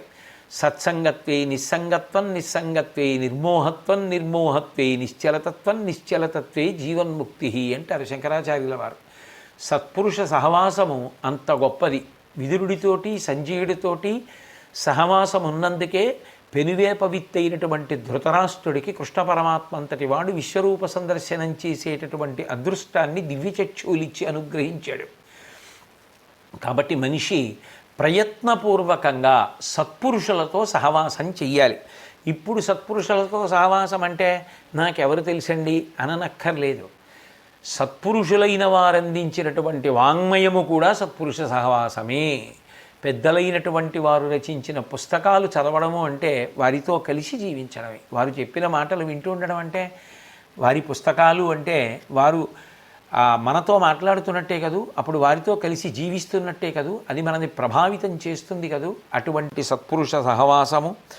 అట్లాగే తల్లిదండ్రులు వారి యందు చూపించవలసినటువంటి భక్తి గౌరవం చూపించడం, వారి శుశ్రూష చేయడం, ఇంటికొచ్చినటువంటి అతిథిని దైవస్వరూపంగా భావించి అతిథి పట్ల చూపించవలసినటువంటి గౌరవాన్ని భక్తిని ప్రదర్శించడం, అగ్నియందు విశేషమైనటువంటి గౌరవభావం కలిగి పూజించడం. యథార్థం మాట్లాడాలి అంటే సనాతన ధర్మమునందుండేటటువంటి వారందరూ కూడా అగ్ని ఆరాధకులు. పుట్టిన దగ్గర నుంచి మృత్యువు వరకు అగ్ని ఆరాధనే. చిట్ట చివర ప్రాణం పోయిన తర్వాత కూడా కొడుకు తండ్రి శరీరాన్ని అగ్నిహోత్రంలో పడేస్తూ, బ్రతికున్నంతకాలం మా తండ్రి నిన్ను ఎంతో భక్తితో గౌరవించాడు, కాల్చక ఇబ్బంది పెట్టక భగ్గున కాల్చి హవిస్సు తీసుకున్నట్టుగా మా తండ్రి శరీరాన్ని తీసుకోమని అగ్నిని ప్రార్థన చేస్తాడు. అగ్ని ద్వారా హవిస్సుని దేవతలకిచ్చి ధర్మచక్రం తిరిగేటట్టు చేస్తారు. అందుకని అగ్ని ఆరాధన సనాతన ధర్మమునందు అత్యంత ప్రధానము. కాబట్టి అగ్నియందు అటువంటి పూజ్యభావన ఉండడము, సమస్త ఆశ్రమముల యొక్క ధర్మము నిర్వహింపబడడానికి వీలుగా తాను చెయ్యగలిగినటువంటి ఉపకారాన్ని శక్తివంచన లేకుండా చేస్తూ ఉండడము, గృహస్థు ప్రధానముగా నిర్వహించవలసినటువంటి కర్తవ్యంగా సృష్టికర్త అయినటువంటి చతుర్ముఖ బ్రహ్మగారు నిర్ణయించి ఉన్నాడు సుమా ధర్మరాజా అని భీష్మాచార్యుల వారు ఆ గృహస్థు యొక్క ధర్మాన్ని ఆ ధర్మరాజు గారితోటి బాగా అర్థమయ్యేటట్టుగా చెప్పారు. ఎందుకని అంటే గృహస్థు యొక్క ధర్మమే అత్యంత ప్రధానమైనటువంటి ధర్మం. ఎందుకని అంటే ఆయన మీద మిగిలిన ఆశ్రమములన్నీ ఆధారపడ్డాయి. అలాగే వానప్రస్థు తానున్ భార్యయునీగు పేరడవికిన్ తానొక్కడైనంచనున్ మానాహంకృతులూడ్చు ఇంద్రియములన్ మర్దించు అచ్చో జడల్పూనున్ తాపస శాస్త్రముల్ చదువు జల్పున్ గోష్ఠిత జ్ఞాళితో వానప్రస్థ విధా ప్రవిష్టుడు ప్రజావాత్సల్య నిఘ్నాత్మతన్. వానప్రస్థాశ్రమం స్వీకరించినటువంటి వాడు ఇక తన బిడ్డల పట్ల సమస్తమైనటువంటి మమకారమును విడిచిపెట్టినటువంటి వాడై భార్యతో కానీ ఒక్కడూ కానీ అరణ్యంలోకి ప్రవేశించి అంటే ఇప్పుడు అరణ్యాల్లోకి వెళ్ళక్కర్లేదు, ఏకాంతముగా ఉంటూ, లేదు ఇంట్లో ఉన్న మనసులో ఇక తనకి భగవంతుడికి ఉన్నటువంటి అనుబంధాన్ని మాత్రమే పరిశీలిస్తున్నటువంటి వాడై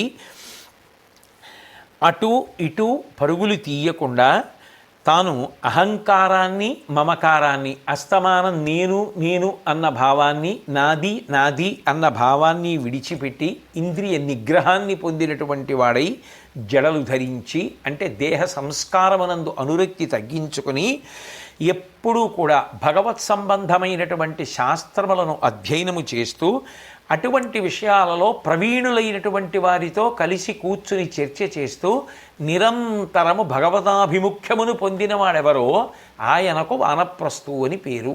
అటువంటి వానప్రస్థ ధర్మాన్ని వానప్రస్థు నిర్వర్తిస్తాడు.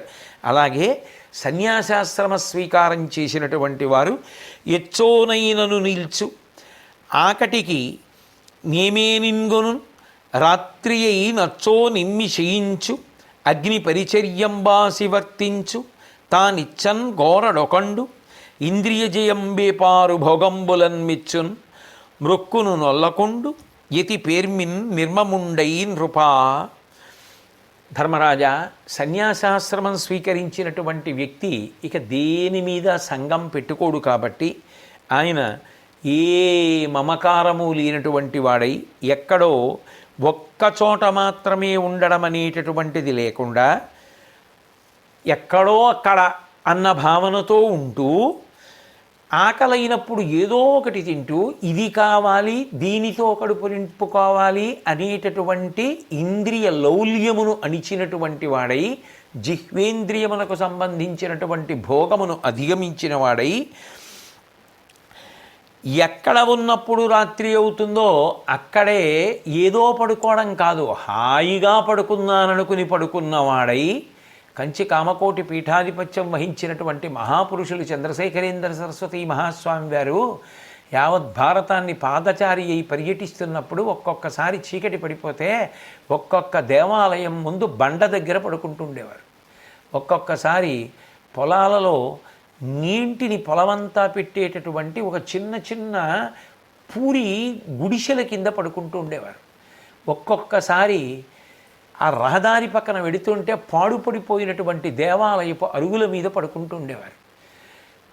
ఎక్కడ తాను చీకటి పడి పడుకోవలసి వస్తే అక్కడ పడుకుని ఇది హాయిగా ఉందని పడుకోగలిగిన వాడై అట్లా పడుకుని అగ్ని కార్యములనన్నింటినీ అగ్ని సంబంధాన్ని పరిత్యజించి, అందుకే ఆయన శరీరము పతనమైపోయిన తర్వాత వారు బ్రహ్మీభూతులైపోతే ఆ శరీరాన్ని భూమిలో ఉంచేసి పైన శివలింగం పెడితే అధిష్టానం అంటారు, తులసి కోట పెడితే బృందావనం అంటారు.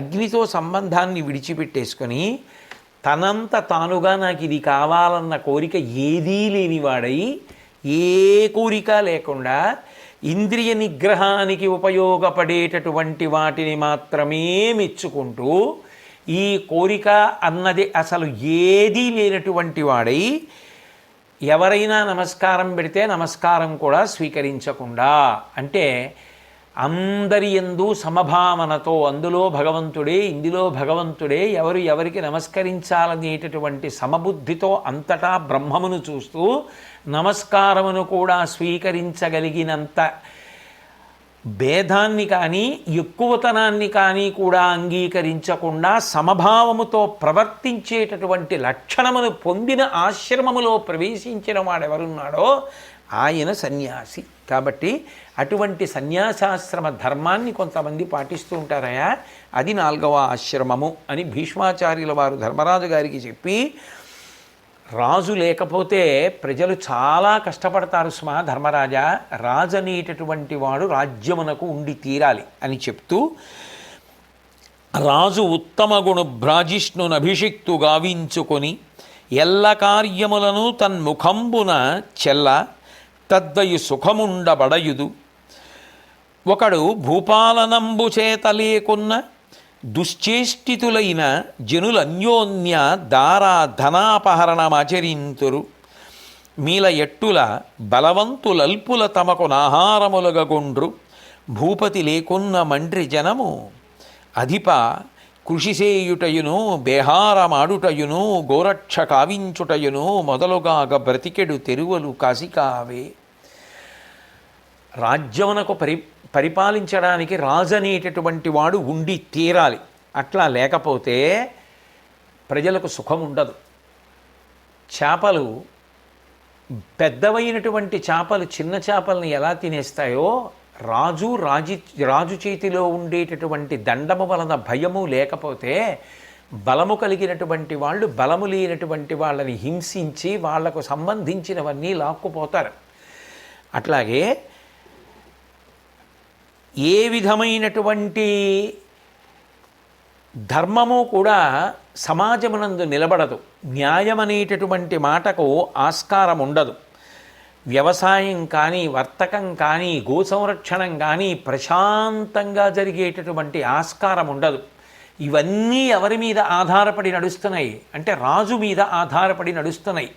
ఆ రాజు యందు ఉండేటటువంటి భయంతో ప్రజలందరూ కూడా ప్రశాంతంగా జీవించగలుగుతున్నారు. అటువంటి రాజు లేకపోతే ఇంతమంది ప్రజలు ప్రశాంతంగా బ్రతకగలరా? బలహీనుడైన వాడు కూడా బలవంతుడు నేను చెయ్యడు అని ఎవరి ధైర్యం చూసుకుని బ్రతకగలుగుతున్నాడు అంటే రాజు ఉన్నాడన్న ధైర్యం చేత. అందుకే ధర్మరాజా, రాచ పదవి అంత చిన్న విషయం కాదు. ఇంతమంది యొక్క శాంతికి, ఇంతమంది యొక్క భద్రతకి, ఇంతమంది యొక్క క్షేమమునకు ఆ రాజు కారణమై ఉన్నాడు. రాజే దైవము అని భావన చేస్తారు. దైవ దర్శనం ఎంత గొప్పదో రాజదర్శనం అంత గొప్పది. ఎందుకని అంటే భీష్ముడు చెప్తున్నాడు, చారచక్షుడై కను నెల్ల జగము అప్పుడు సూర్యుడండ్రు నరీంద్రు అకార్యకరుల దునుము అయ్యడ జముడు రాజను ఆతండు దేవతాత్మకుడగుట సంధియమయధిప. సర్వసాధారణంగా ఒక వ్యక్తికి తన కళ్ళ ఎదురుగుండా ఏముందో తెలుస్తుంది, కానీ రాజు అలా కాదు.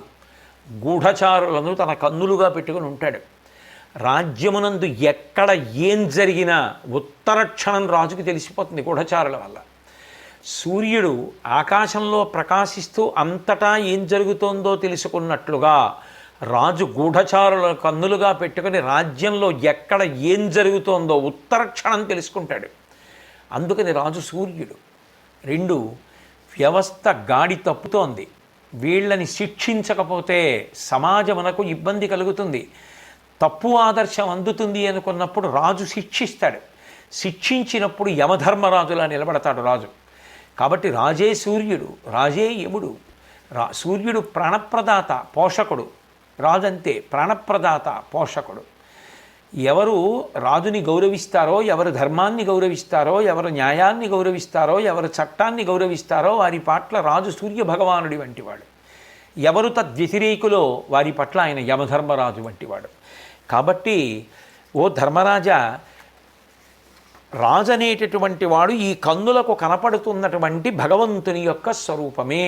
అందుకే రాజే దైవము అని ఈ దేశంలో ప్రజలు భావించడానికి, రాజుని అంత గౌరవించడానికి కారణం అదేను సుమా అని చెప్తూ, కోరి తోటవాడు కుసుమ ఫలంబులు కోయునట్లు రాజు కొనగవలయు అప్పనములు నరికి అంగారములు చేయు భంగి అయిన భూమి పాడు కాదే. రాజు శిస్తు వసూలు చేయాలి, పన్ను పుచ్చుకోవాలి. ఆ పన్ను పుచ్చుకోవడం అనేటటువంటిది ఎంత జాగ్రత్తగా ఉండాలంటున్నాడంటే భీష్ముడు, తోటమాలి ఉంటాడు, లేదు ఒక వ్యక్తి చెట్టుని పెంచాడు, ఆయన పువ్వులు కోసుకుంటున్నాడు, కాయలు కోసుకుంటున్నాడు, పళ్ళు కోసుకుంటున్నాడు. ఎంత జాగ్రత్తగా కోస్తాడు? పువ్వులు కోసేటప్పుడు పువ్వులు మాత్రమే కోసుకుంటాడు తప్ప నిర్లక్ష్యంగా రేపటికి పూయవలసినటువంటి మొగ్గని కూడా తుంచడు. పువ్వులు మాత్రమే కోసుకున్నట్టుగా కాయ కోసుకోవాలనుకున్నప్పుడు కాయ మాత్రమే కోసినట్టుగా, పిందెలు రాల్చకుండా ఉన్నట్టుగా, పండు కోయాలనుకున్నప్పుడు పండు తప్ప కాయల జోలికి వెళ్ళనట్టు రాజు శిస్తు పుచ్చుకున్నప్పుడు అంత జాగ్రత్తగా ప్రజలకు కష్టం కలగని రీతిలో వారి ఆదాయంలో 6వ వంతు వరకు తీసుకుంటాడు తప్ప, ఒక చెట్టు దగ్గర ప్రయోజనాన్ని పొందే వ్యక్తి ఎంత జాగ్రత్తగా పొందుతాడో అలా పొందాలి తప్ప, చెట్టు దగ్గర ప్రయోజనం పొందే వ్యక్తి చెట్టు ప్రయోజనాన్ని అంతా పొందేయాలంటే దీన్ని మొదలంటా నరికి కాల్చి బొగ్గులు చేస్తే అయిపోలేదా అని చెట్టు నరికేసి బొగ్గులు చేసేస్తే ఇక ప్రయోజనాలు ఏమి ఉండవు. ప్రజలను అంత బాధ పెట్టి రాజు పన్నులు వసూలు చేస్తే వ్యవస్థ అంత ప్రమాదంలోకి వెడుతుంది సుమా. కాబట్టి చెట్ల నుంచి పువ్వులు కోసే వ్యక్తి, కాయలు పళ్ళు కోసే వ్యక్తి ఎంత జాగ్రత్తగా ఉంటాడో అంత జాగ్రత్తగా రాజు కూడా ఉండాలి అని చెప్తూ, రాజు తన దగ్గర ఉంచుకునేటటువంటి మంత్రులు పరిపాలనలో తనకి అత్యంత ప్రాణప్రదులైనటువంటి వారు ఏ లక్షణములు పొందినటువంటి వారై ఉండాలో ధర్మరాజు గారికి భీష్మాచార్యుల వారు చెప్పిన మాటలను చెప్తున్నాను. జ్ఞానపరుడు, పౌర జానపదాప్తుండు, కార్యజ్ఞుడును, ధైర్య శౌర్య ఘనుడు, అక్రూరుడును, విశుద్ధాత్ముండు, పతియడ భక్త్యనురాగ సంభ్రమములెసగా సమసుఖ దుఃఖుడై చమరు నెత్తురుకాగ తలచుచు అరయక తప్పు మీద పెట్టిన అలుకమై తిట్టిన కలకదానొందక తీర్చుచో పొందు సెడక పొలనువాడును నిజరంధ్రములకు మాటుసేయ పరరంధ్రములు కని చిక్కు వరపచాలు నిపుణుండునైన విశాల బుద్ధి కావలయు మంత్రి ముఖ్యుండు కౌరవేంద్ర. ధర్మరాజా, నీ దగ్గర మంత్రులను నియామకం చేసుకున్నప్పుడు ఎటువంటి వారిని చూసుకోవాలో తెలుసా? ఆయన జ్ఞానధనుడై ఉండాలి, మంచి జ్ఞానము కలిగినటువంటి వాడై ఉండాలి. పౌరులు కానీ జానపదులు కానీ ఎవరైనా సరే ఆయన్ని చూడగానే ఆప్తుణ్ణి చూసినంత సంతోషాన్ని పొందాలి. ప్రజల యొక్క కష్టంలో పాలు పంచుకునేటటువంటి వాడై ఉండాలి. అంటే ప్రజాజీవనంలో మమేకమైన వాడై ఉండాలి. కార్యవేత్త, పనిని సాధించగలిగిన వాడై ఉండాలి. ధైర్యము పరాక్రమము ఉండాలి. క్రౌర్యము లేనివాడై ఉండాలి. అదే పనిగా కోపం పెట్టుకుని కక్ష పెట్టుకుని ఊగిపోయేటటువంటి స్వభావం ఉన్నవాడు కాకూడదు. పరిశుద్ధాత్ముడు, మంచి అంతరంగము, ఎప్పుడూ శాంతితో మంచి గుణములతో కూడుకున్నవాడై ఉండాలి. రాజు పట్ల భక్తి ఉండాలి, గౌరవం ఉండాలి. ఎప్పుడు రాజు యొక్క అభ్యున్నతిని కోరేవాడై ఉండాలి. సుఖమొచ్చినా దుఃఖమొచ్చినా సమభావంతో నిలబడగలిగిన వాడై ఉండాలి.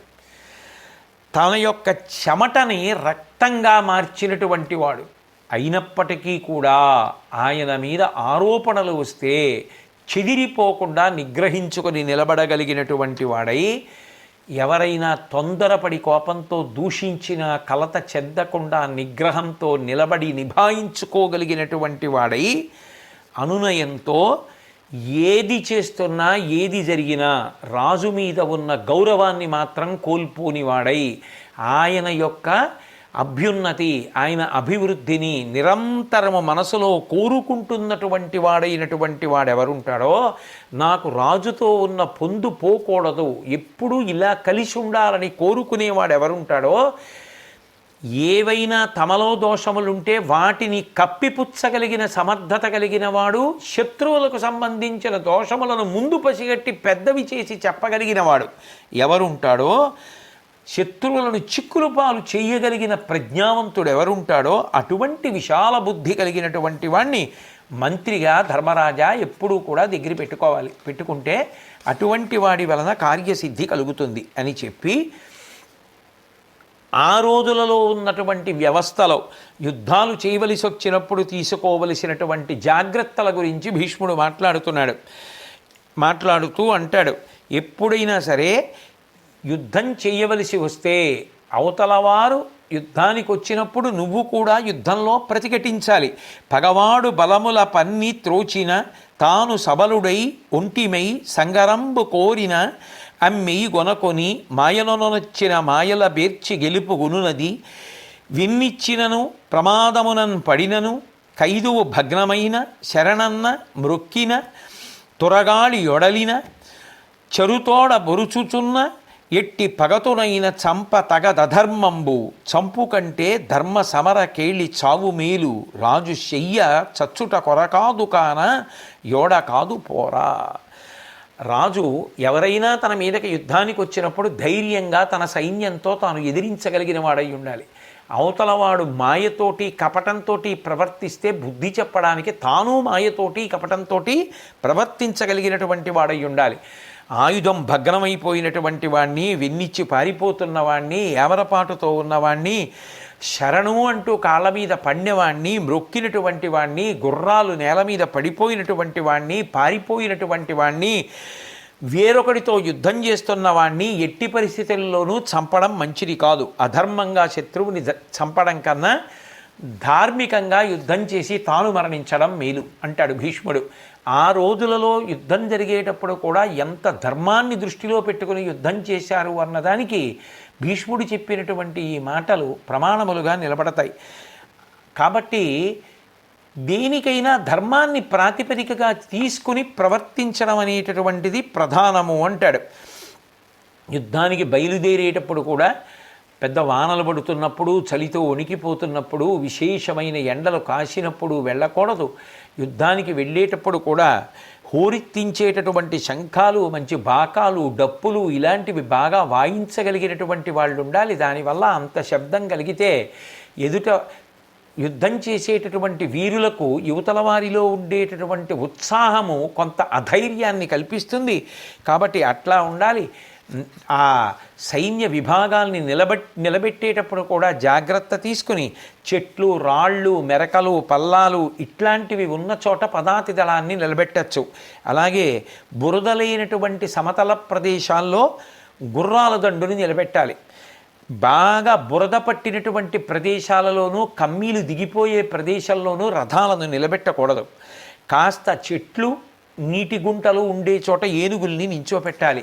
అనువైనటువంటి భూమిని చూసుకుని అక్కడ మాత్రమే యుద్ధం చెయ్యాలి అని ఆ రోజులలో చేసినటువంటి యుద్ధాలని దృష్టిలో పెట్టుకొని, ఆనాడు ఉన్నటువంటి వ్యవస్థని దృష్టిలో పెట్టుకొని రాజు పాటించవలసినటువంటి అనేకమైనటువంటి ఆ యుద్ధ సంబంధమైనటువంటి విషయాల్ని భీష్మాచార్యుల వారు ఆ ధర్మరాజు గారికి చెప్పి, అందరూ పాటించవలసినటువంటి ప్రధానమైనటువంటి నియమం, అందరూ జీవితంలో గుర్తు పెట్టుకుని అనుష్ఠాన పర్యంతంలోకి తెచ్చుకు తీరవలసినటువంటి విషయాన్ని ధర్మరాజు గారికి ప్రబోధం చేస్తున్నాడు భీష్ముడు.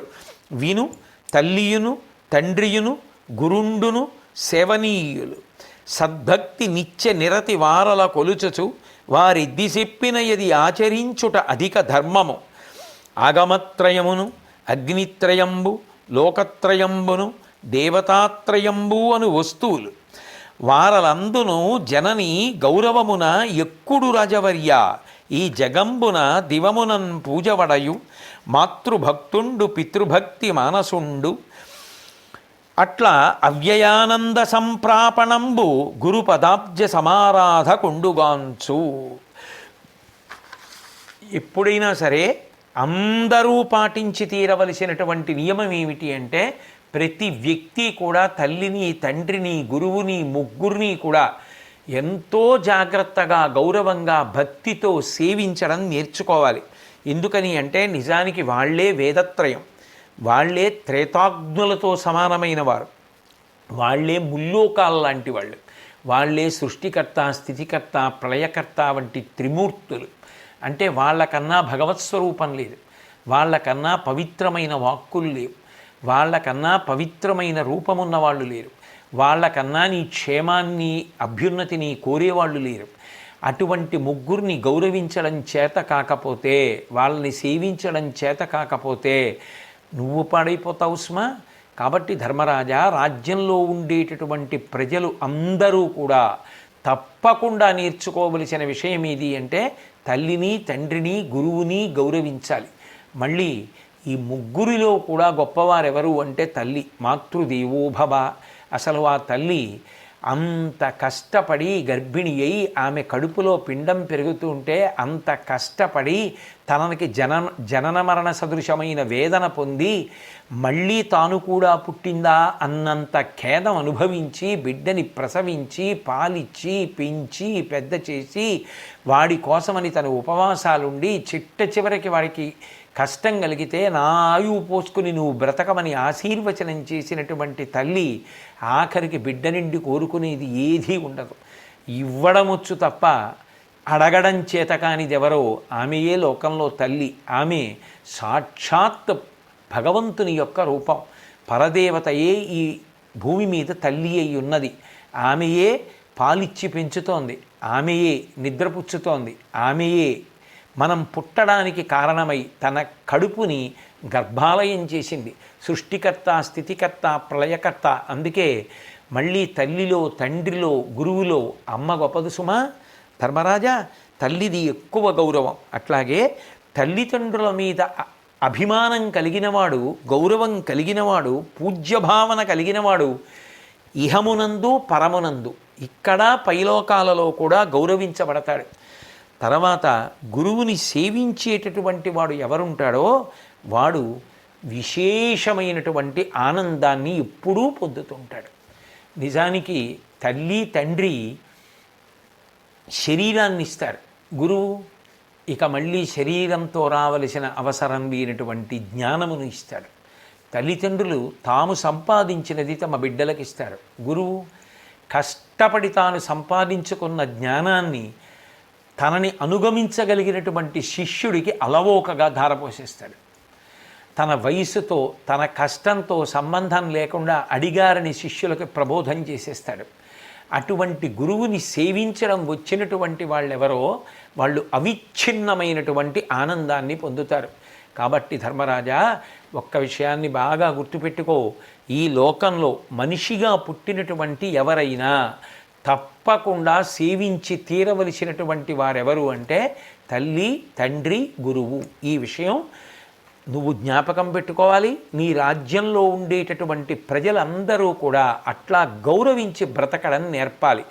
తల్లిని తండ్రిని గురువుని గౌరవించడం వ్యక్తులకు వస్తే, వాళ్ళు చెప్పిన మాటలను ఆచరించడం వస్తే, అంతకన్నా శాంతికి, క్షేమానికి, అందరూ కలిసిమెలిసి బ్రతకడానికి వేరు మార్గం ఉండదు. వాళ్ళు చెప్పిన మాటలు వింటే, పెద్దవాళ్ళు చెప్పిన మాటలు వింటే, అదే మన అందరి యొక్క ప్రశాంతతకు కారణమవుతుంది. కాబట్టి వాళ్ళ ముగ్గురిని గౌరవించడం అన్నది అత్యంత ప్రధానము సుమ. ప్రతి వ్యక్తి అలవాటు చేసుకోవాలని భీష్ముడు ధర్మరాజు గారికి చెప్పినటువంటి సందర్భం దగ్గర ఇవాల్టి ప్రవచనాన్ని ఆపుతూ, మళ్ళీ రేపు తిరిగి కలుసుకున్నప్పుడు భీష్మాచార్యులు వారు చెప్పినటువంటి అమృతతుల్యమైన వాక్కులు శ్రీకృష్ణ భగవానుడు నా చేత ఎంతవరకు పలికిస్తే అంతవరకు పలకగలవాడను అని మనవి చేస్తూ సెలవు తీసుకుంటున్నాను. స్వస్తి.